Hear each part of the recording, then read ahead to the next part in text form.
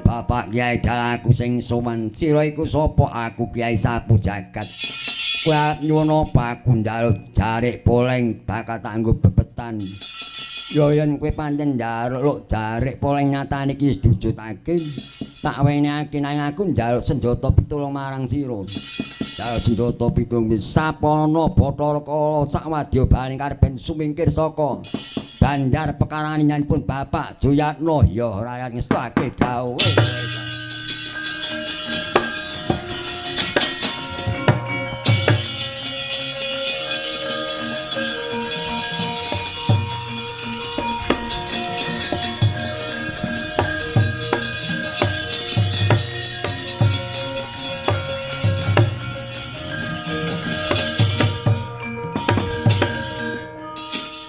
Mangkita nyanipun Sinuwun Prabu Darma Pikukuh sumawana nyanipun Bapak Jayatno miwah Ibu Martini rening sampun paripurna anggen kula nuwuni Dapaduka kapuring ngruwat dhateng putranipun Paduka inggih menika ingkang setunggal genduk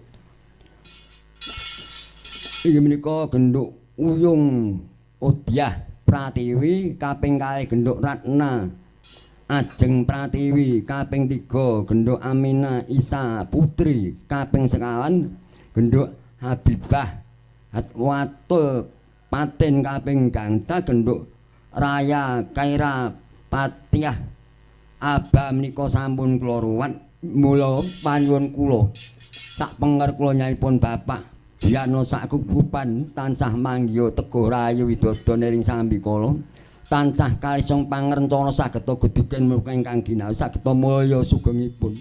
Inggih Bapak Kyai Dalang kula tansah ngamini menapa dados mangandika paduka Bapak Kyai Dalang kayan Bapak Timan kayan Garut tansah awet anggenipun momong putra ayah tansah dipun paringana awet rasa inggih sangajengipun nuwun rening sampun paripurna kula badhe wangsul dhateng papan sekali inggih putraku namung ndhekaken raja inggih namung ndhekaken raja Kyai Dalang sak jengkar paduka sak kukuban sak inggih menika sak berkadanipun tansah manggih widodo kalih sing pangrencana samarga-marga Kyai Dalang inggih matur kenging nuwun Bapak Kyai Dalang.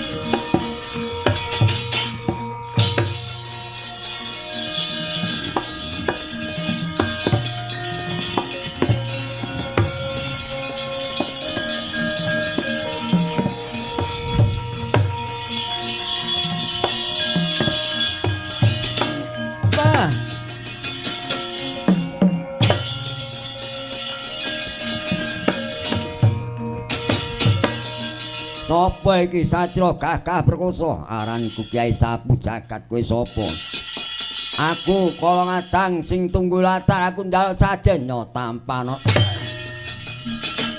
ta ta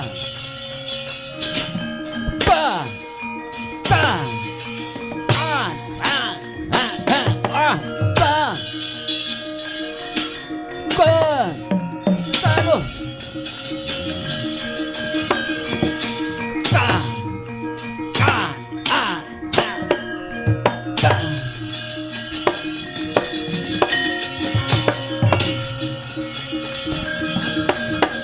Aduh, aduh, ah,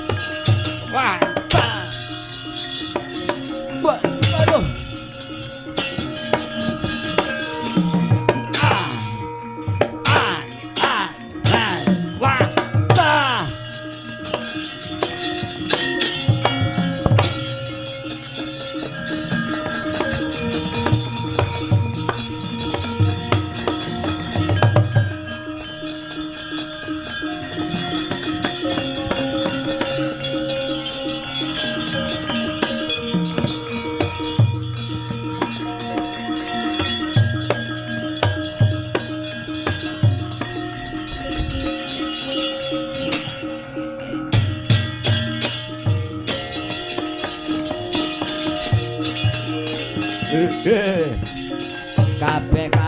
do entuk sajen kok omahku do entuk sajen iki piye iki? Ora ketang gedang-gedang ora apa-apa. Ayo janjaku rambak sajero takon plotot kamu takon tusun.